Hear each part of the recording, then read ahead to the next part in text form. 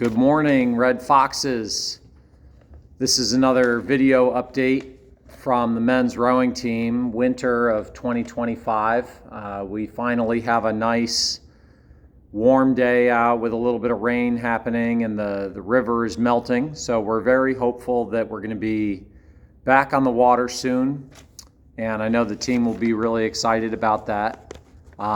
Coming to everyone today with a quick update follow-up from our last update, and basically have three main items for today. We're going to talk about the Connors Erg Challenge and the upcoming Giving Day, and then an announcement of our season schedule for the spring season this year. So I'll jump right in. We completed the Connors Erg Challenge this past Saturday. Connors Erg is a charity fundraiser event.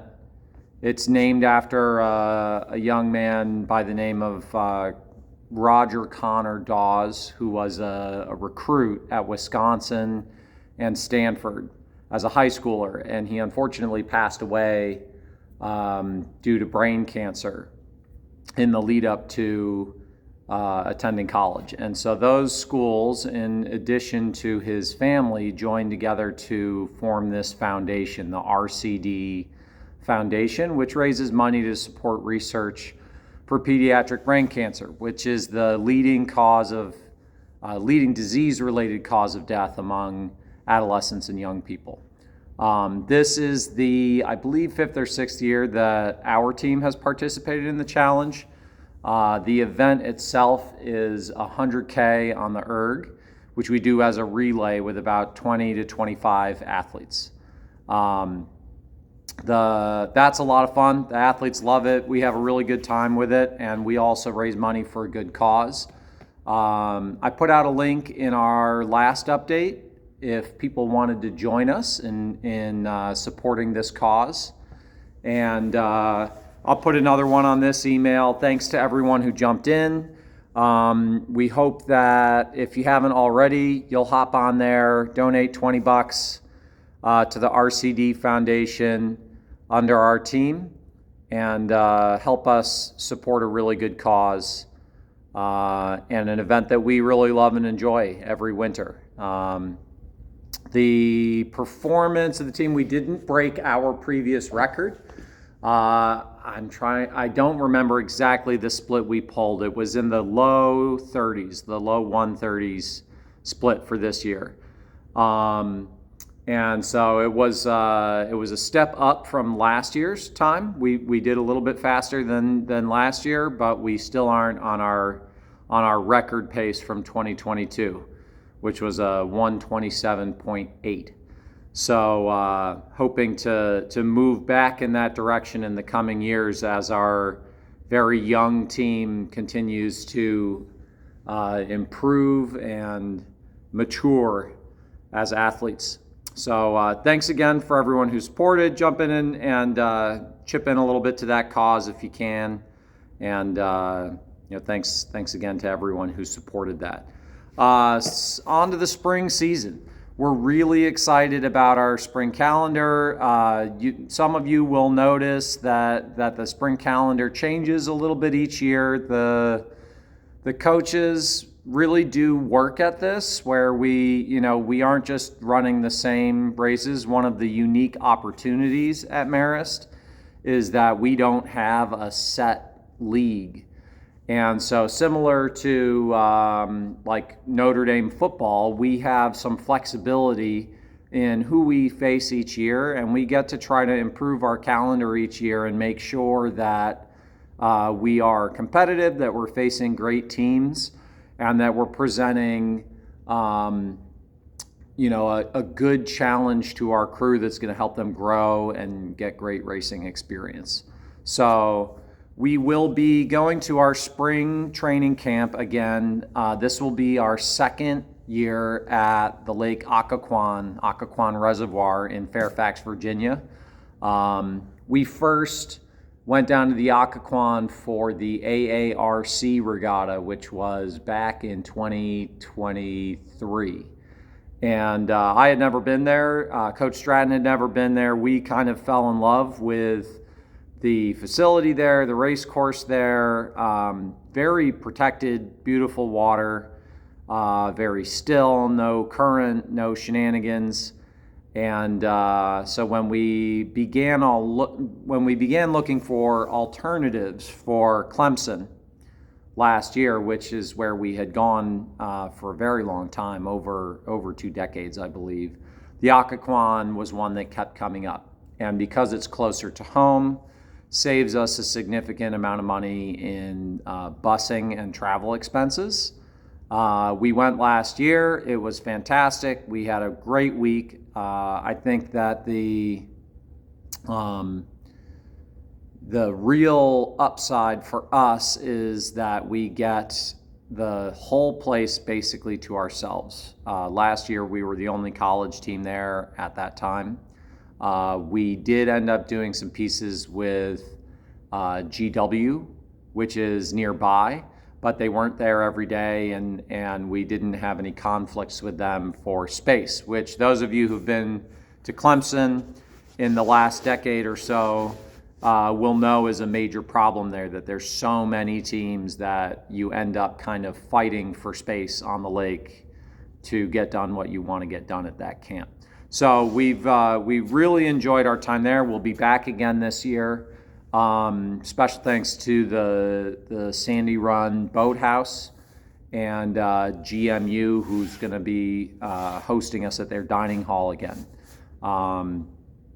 That will be March 15th to the 22nd in Fairfax, Virginia. Following that, when we get home, we will have a race every week, starting the week after our trip, and then all the way up until finals time.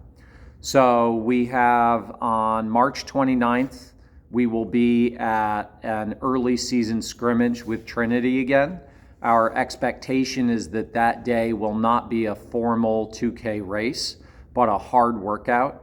Our plan is to be in Hartford again on Trinity's river there, the Connecticut River. We are very hopeful that it will not be as disastrous as last year's event was. Those who attended last year, they'll recall that it was extremely cold and very rainy, and everybody just about froze. So it was a harrowing experience for all involved, and our athletes got through it. We were very impressed, but we're hoping for it to be not that way this year.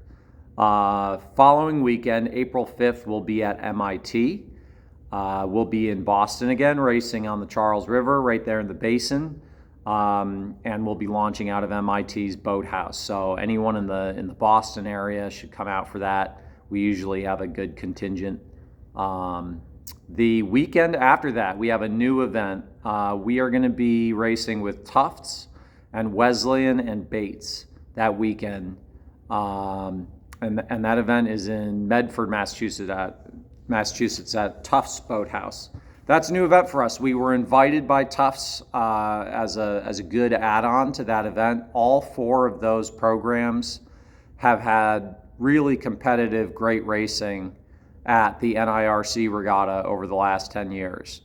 And so, just looking at that list, Tufts, Wesleyan, and Bates have and Marist, all 4 of us have been in the grand final almost every year at NIRC. All 4 of us have either win it or come in second place multiple times over the last 5 years. So it's that's going to be a great event. An opportunity for us to race the D3s. The kind of dynamic between the D3 teams and the D1 teams is changing every year. Now that the D3s have their own championship, it's actually kind of lit a fire under those teams, and they've started to get a lot more competitive than they've been in the past. And so that's going to be a really fun event, and those are teams that are target teams for us both this year and into the future as NIRC rivals. The following weekend is our big D1 race weekend, which we've been doing for a while. The teams have changed over the years, but it's still mostly the same group. So this year we'll be back in Worcester. We'll be racing with BU, Holy Cross, Temple, and Hobart on Lake Quinsigamond. So we used to run that race in Princeton every year with a duel with Georgetown and Holy Cross. And it's been harder and harder to schedule Georgetown each year to that race, but the addition of BU and Temple and Hobart has really made that event kind of light up, and we're actually finding that we're getting requests from even more teams that want to join in that event from year to year. So we're looking forward to that. Again, that'll be in Worcester. That's hosted by Holy Cross, so thank you Jim Barr and his staff there for putting that together. That's a great race course, and it's an opportunity for us to see the NIRC race course in a more official way before we actually race there a couple of weeks later. So that's always a good thing. The following weekend, April 26th, we will be going to the Spring Mets Regatta. That is in New Rochelle, New York. It's where Iona's Boathouse is. And Marist has gone to that event in the past. It's probably been a while. I want to say it's been at least 10 years since Marist has attended. Iona hosts that event, and Fairfield will be in attendance, and Colgate is going to join us as well at that event.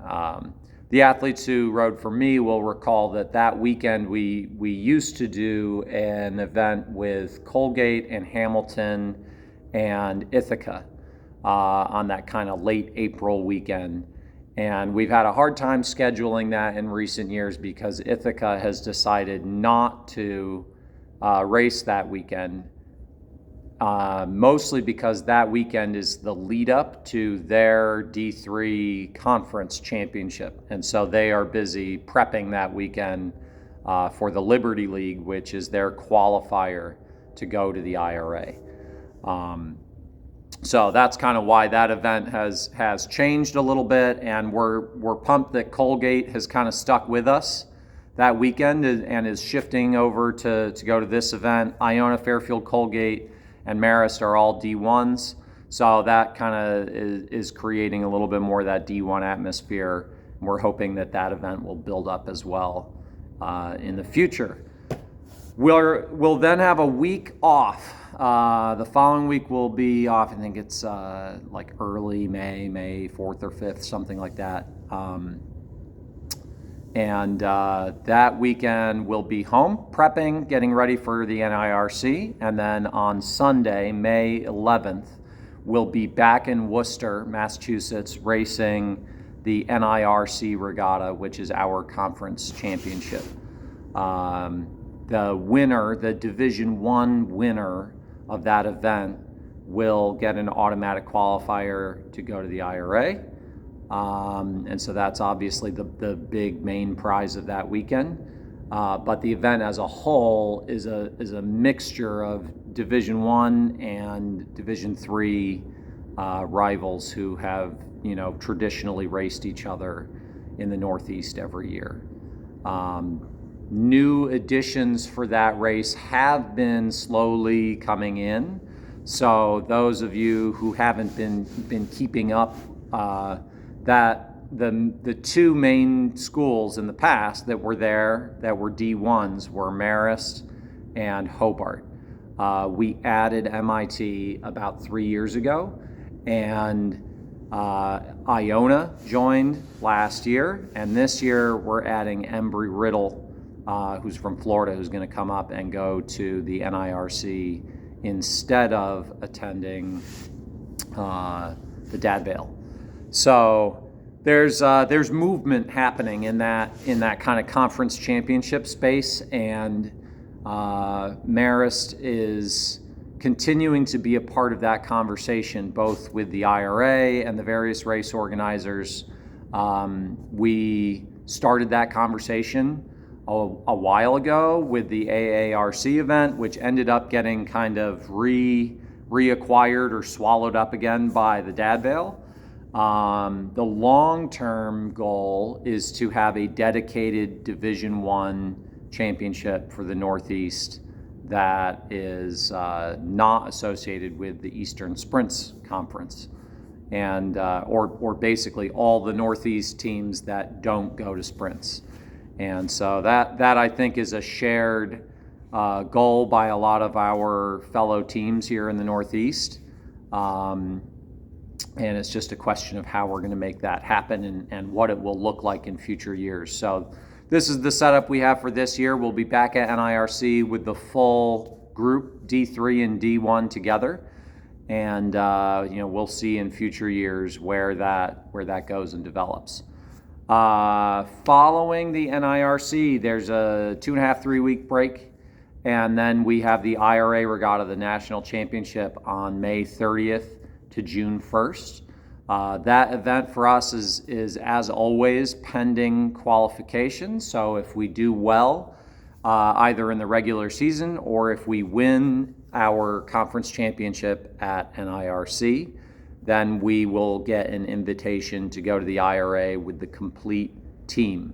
If we don't, then we will be sending a 4, like we have the last 2 years, to the IRA varsity 4 with our, hopefully our top 4 oarsmen in that boat.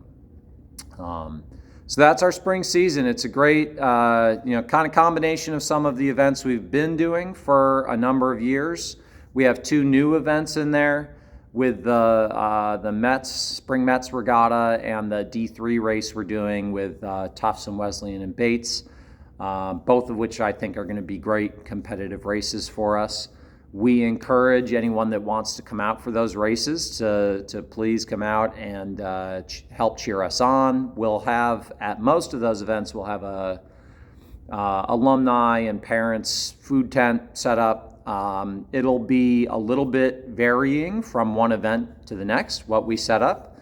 And so you'll want to keep up with our updates and our videos, and then also on our website, rowmarist.com, where we'll try to provide as much information as we can. So, on the media front, and I know a lot of our alumni don't necessarily live right near one of these race courses or have the opportunity to do that. I'll give you kind of a rundown of what will be available during the season.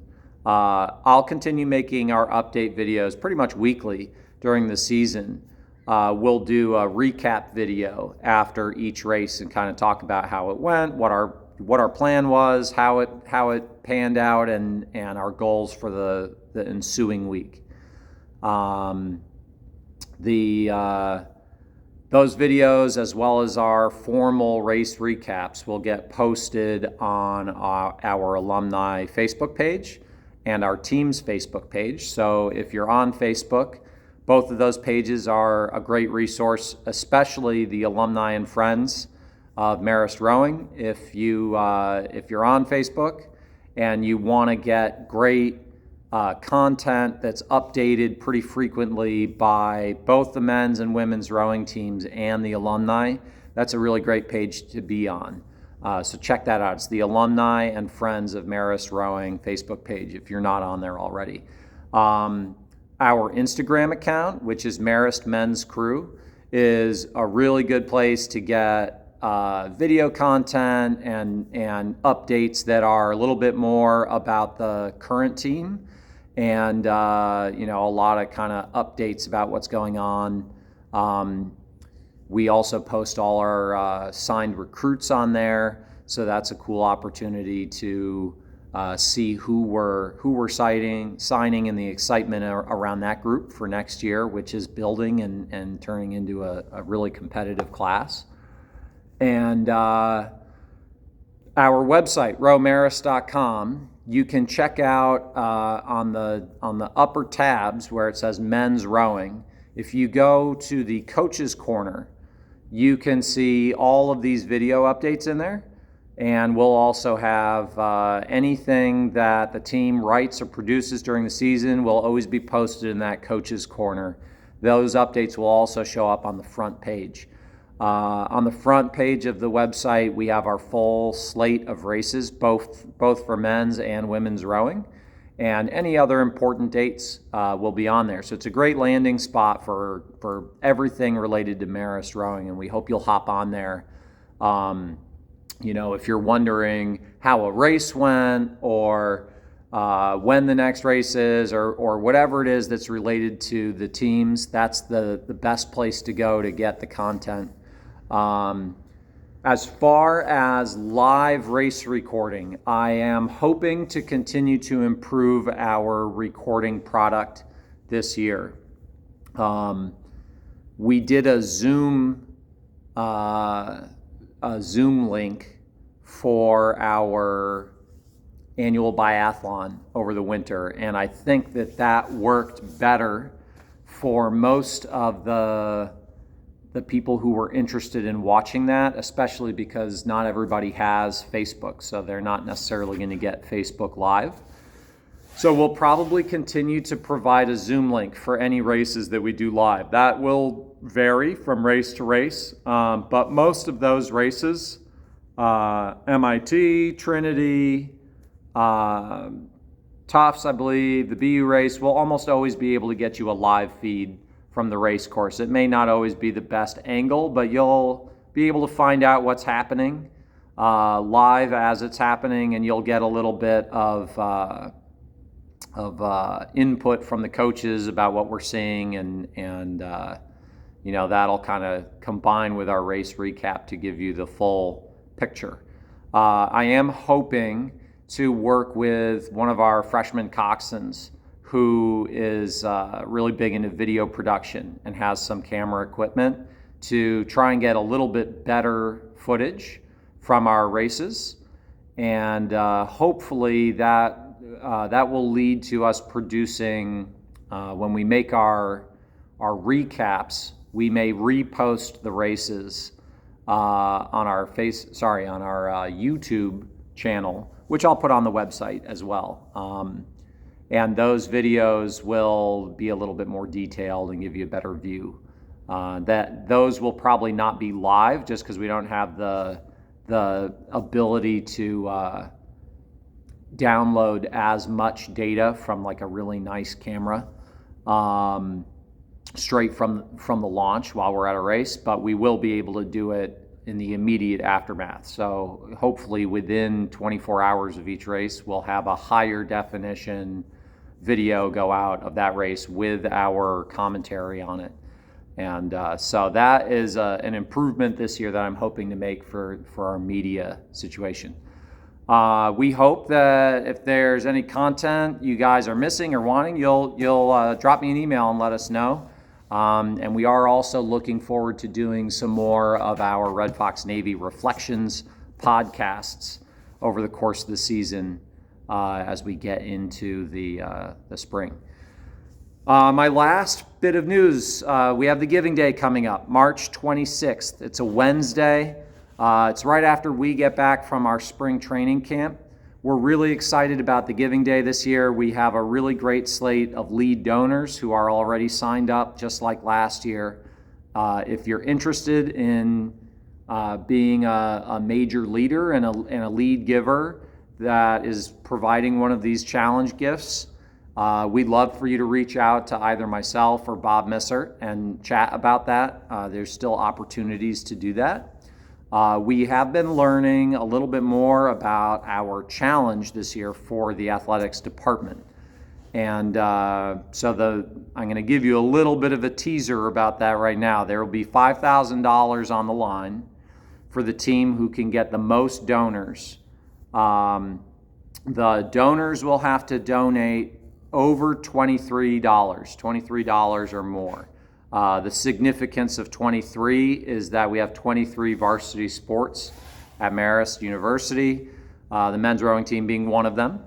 And so the challenge will be which team can get the most donors who are over that $23 mark on the day of giving or during the day of giving events.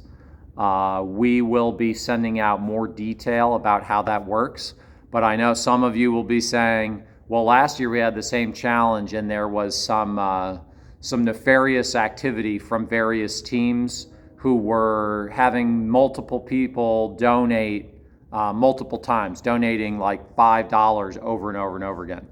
And the department has established some new rules for this year that will prevent that from happening. So we don't want people to be cooking up some sort of scheme in their basement that they're going to donate 18 times over the course of the day. Just send in your donation like normal, and we will be deduplicating any repeat donors in the background of the Giving Day that year. So no worries about that. I know that was a concern about last year's challenge. So we're excited to have a great challenge in place. There are a number of other small challenges that are worth around $1,000 or so for each one, and I'll be giving some more detail about those in the next video as we get really wound up for Giving Day. But for now, I just wanted to get people a little bit excited about it. It's coming up on March 26th. Mark your calendar. Thanks again to those who have donated last year and in the previous years as members of the Red Fox Navy. Special thanks to our lead donors and those who've given at one of our higher giving levels in past years. And we're looking forward to this year's event. The donations for the Red Fox Navy go to support our fleet of rowing shells, our oars, basically our equipment, ergometers, any piece of hard equipment that we use comes from the Red Fox Navy. These boats right behind me here, beautiful fours, all were purchased by members of the Red Fox Navy over the last 10 years. And owing to their generosity, we were able to this year sign our first major fleet deal with Vespoli, which has guaranteed a steady turnover of shells for the next 6 years for the team, which is a huge deal. So I'm really excited about that. And we'll talk about that in more detail in the weeks to come. Thanks again, everybody. We're looking forward to a great season. The athletes are starting to get excited about the river melting and getting back to work. And we hope that you all have a great weekend and are starting to get excited about the spring season to come. Have a good day.